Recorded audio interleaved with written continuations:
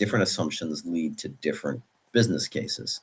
What this is showing, that the scale across the top is the NPV figure of merit, and that vertical line is the base case business case of 7.94.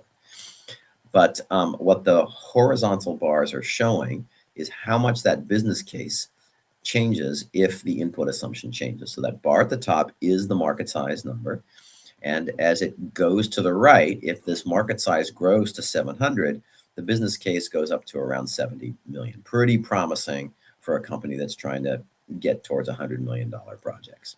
On the other hand, if the market shrinks to 150, and that turns out how to be it, you can see this goes down to a negative 15, and so this is not good at all. So that assumption about market size is the most important uncertainty in this project, has the greatest impact on the business case. The other uncertainties around market share and selling price and costs and so on, while they're important and they change the value in the business case, they really don't have quite the significance of that one.